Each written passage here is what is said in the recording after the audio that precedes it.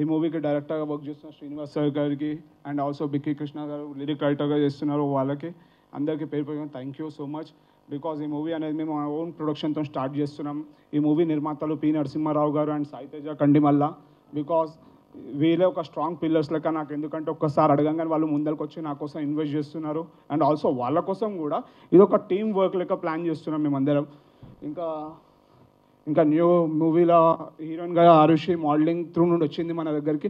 And also Nikhila కూడా చాలా ప్రొడక్షన్కి work చేస్తుంది మా కోసం. And also Sushma Priyadarshini, she is my sister.